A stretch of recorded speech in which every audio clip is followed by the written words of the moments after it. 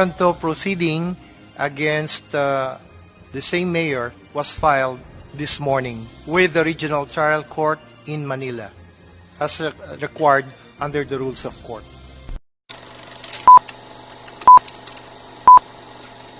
Inihain na kaninang umaga ng Office of the Solicitor General o OSG sa Manila Regional Trial Court Branch 34 ang co-warrant petition laban kay suspended Bamban Mayor Alice Go o Go Huaping. Sa 45 pahinang petisyon, idinitalye ng OSG ang mga dahilan kung bakit dapat mapatalsik sa pwesto ang alkalde. Ayon sa OSG, si Go Huaping o Alice Lial Go ay isang Chinese national. Batayan niya sa datos mula sa Bureau of Immigration o BI, unang pumasok sa bansa si Go noong July 12, 1999 gamit ang Chinese passport kasama ang kanyang ina na si Lin Wenyi na isa ring Chinese national. Nakalagay sa passport nito ang pangalang Go Huaping, ipinanganak noong August 31, 1990 sa Fujian, China. Dagdag pa ng OSG, hindi Pilipino o Filipino citizen nang ipinanganak o kahit sa pamamagitan ng naturalization si Go, kaya hindi ito eligible o kwalipikado na tumakbo sa anumang posisyon sa gobyerno. Bagamat mayroon itong Certificate of Live Birth mula sa Local Civil Registrar ng Bamban na sinasabing ang pangalan ng kanyang mga magulang ay sina Amelia Lial at Angelito Go na pawang umanong mga Pilipino,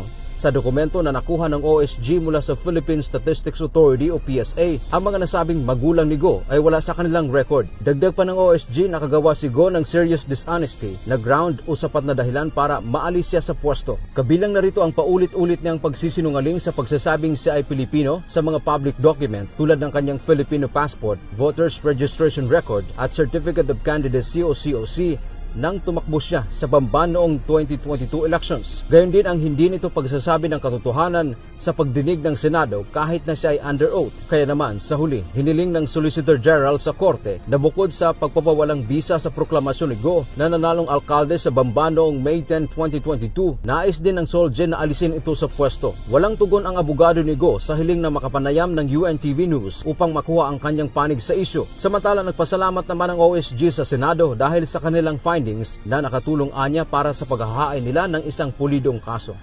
But because of the revelations, because of the findings made by this committee, most especially with the testimony of the National Bureau of Investigation, which stated that those two persons or those two names pertain to one and the same person, the job of the OSG in consolidating everything and coming up with a solid petition for co-warranto was accomplished. Binigyang diin ng Solicitor General na ang Filipino citizenship o pagiging mamamayang Pilipino ay pangunahing kailangan sa mga tumatakbo sa pwesto at mga opisyal ng gobyerno upang matiyak ang kanilang katapatan at dedikasyon sa bansa.